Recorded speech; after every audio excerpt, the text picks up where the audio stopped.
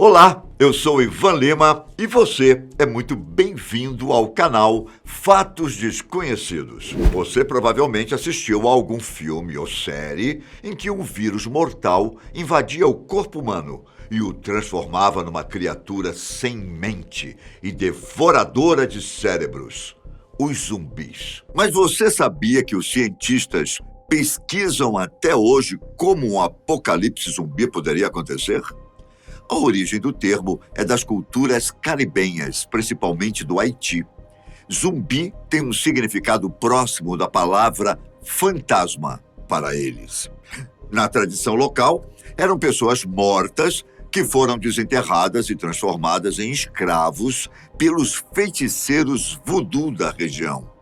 Esses mortos-vivos seriam letárgicos e obedeceriam a comandos simples do mestre na maior parte do tempo. Por incrível que pareça, isso não é completamente lenda, viu? Já que realmente acontecia. Há vários relatos e notícias no Haiti sobre pessoas que foram dadas como mortas e muito tempo depois, até mesmo anos, retornavam. A religião voodoo local afirmava que essas pessoas eram zumbificadas como punição por erros em suas vidas, como adultério ou abandono. Como a ciência explica isso? Hein? Bem, o processo era feito através de uma neurotoxina poderosíssima e que deixa quem a toma semelhante a alguém morto. Depois, os zumbis eram drogados com plantas da família Datura, também conhecida como erva do diabo, que tem propriedades alucinógenas pesadas e gera um comportamento submisso e apático. Podia durar tanto tempo que as pessoas realmente achavam que o indivíduo havia morrido. Mas isso aí pode gerar um apocalipse zumbi? A resposta é não. É fácil para retirar a pessoa do estado apático através de medicação. E, além disso, dependendo da quantidade de erva do diabo consumida, o indivíduo não vira zumbi. Ele morre de fato. Também é de se observar que o método não é contagioso, ou seja, a zumbificação do Haiti está mais para casos de escravidão e sequestro. Só que há casos mais perigosos para nós na natureza. Os fungos, por exemplo, costumeiramente são parasitas e acabam provocando distúrbios em outros organismos. Existe um fungo específico que consegue transformar pequenos insetos hospedeiros em seus lacaios. Essa espécie habita florestas tropicais e se anexa aos exoesqueletos de formigas, onde começa a crescer. Ao se espalhar e desenvolver pelo corpo da formiga, o fungo começa a afetar o cérebro do inseto. A formiga passa a ter espasmos e convulsões, o que muda seu comportamento e a faz espalhar os esporos do fungo pelo chão da floresta. Quando ela está prestes a morrer, a dominação força o inseto a se prender a uma folha. Ali ela morre e passa a ser um criadouro ainda mais produtivo para o fungo. Tudo isso em menos de 10 dias. E se esse fungo atingir o humano, aí teremos o tão temido apocalipse? Creio que não. A espécie é adaptada para atingir pequenos animais que possuem exoesqueleto. O ser humano possui ossos, então fica bem mais difícil invadi-lo. Também temos uma percepção apurada e, se víssemos alguma contaminação em nosso corpo, não só notaríamos mais cedo do que as formigas, como também teríamos capacidade de fazer algo a respeito. Se quisermos pensar em hipóteses mais aterrorizantes, temos que sair de seres vivos convencionais. Você conhece a doença da vaca louca? Ela não é causada nem por bactérias, nem por vírus, mas por prions. Prions são partículas proteicas infecciosas e que causam problemas de memória, mudanças de comportamento, demência e, invariavelmente, a morte. A contaminação em humanos geralmente ocorre por ingestão de carne contaminada. Um apocalipse zumbi com a doença da vaca louca seria de proporções catastróficas, pois ela mata qualquer um que a adquire e é altamente contagiosa, através de transfusões de sangue. Se uma mutação fizesse a contaminação ser mais rápida e ainda por cima aumentasse a agressividade dos indivíduos, aí com certeza teríamos grandes problemas. Apesar dessa doença ser terrível, um horror ainda maior pode estar nas profundezas gélidas da Sibéria. No ano de 2000, alguns pesquisadores investigavam antigos blocos de gelo no local.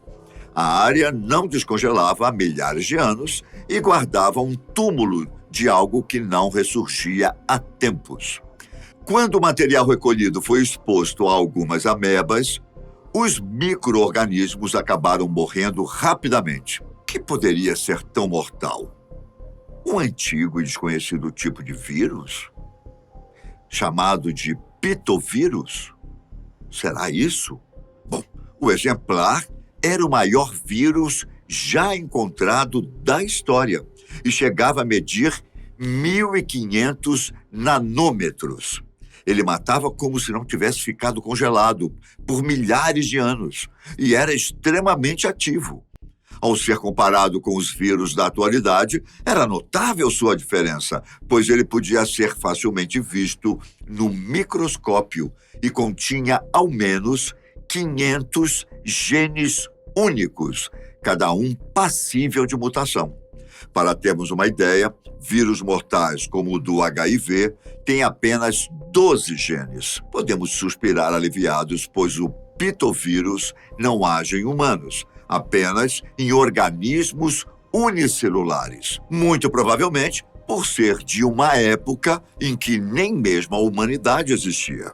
Inclusive, foi encontrado em 2016 uma espécie moderna, bem semelhante a essa antiga, e ela também não consegue contaminar os humanos.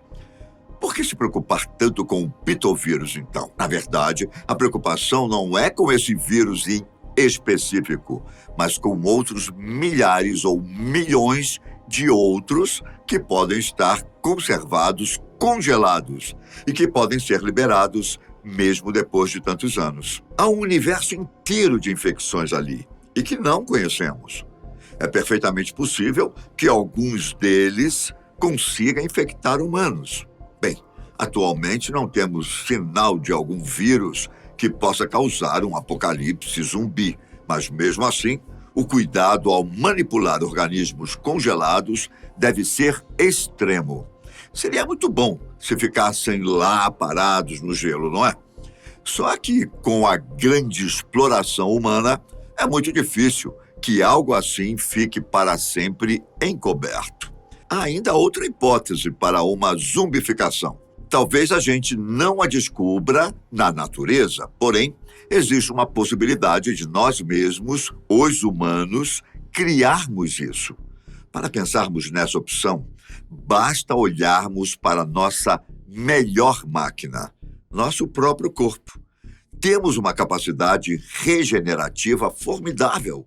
Não sei se você já quebrou algum osso do corpo quando era mais novo, mas conseguimos nos recuperar em alguns meses.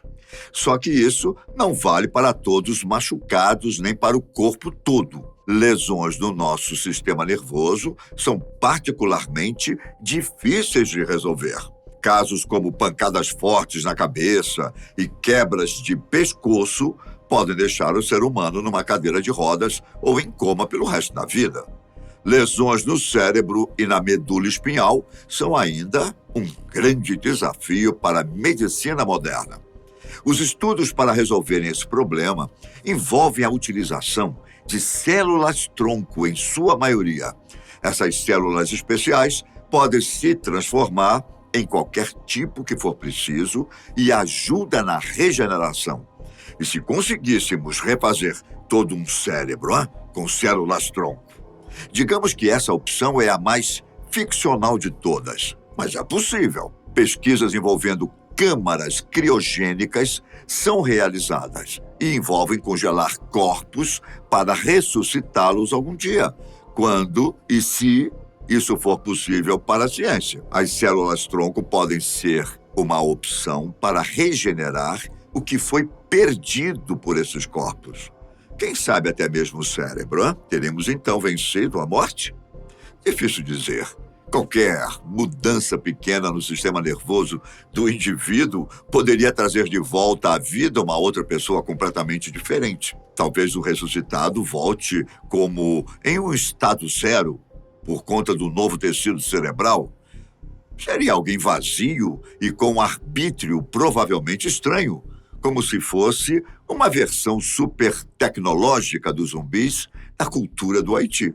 Provavelmente, isso não se espalharia o suficiente a ponto de originar um apocalipse. Primeiro, porque a pessoa não possui uma doença para espalhar, e segundo, pois seria muito difícil que alguém nesse estado cerebral atacasse outro ser humano. Contudo, não deixa de ser uma opção perigosa. Agora, preste atenção. O cenário mais possível de zumbificação talvez esteja sendo desenvolvido neste exato momento. A explicação envolveria uma palavra: nanorobôs. Eles são robôs tão pequeninos que não conseguimos ver. Sua função seria atingir locais em que não conseguimos chegar, como o espaço, o fundo do oceano ou, quem sabe, o interior do nosso próprio corpo. Milhares ou até milhões deles poderiam fazer uma grande diferença na execução de diversas tarefas. Que tal microcirurgias dentro do nosso corpo? Pesquisas também são feitas para desenvolver nanorobôs que sejam capazes de se replicar. Uma dessas, inclusive, conseguiu introduzir os robôs em vírus mortos, criando uma espécie de vírus zumbi. Então, imagine que no futuro, pessoas poderão ter seus cérebros contaminados com vírus zumbis, controlado por alguma central de comando.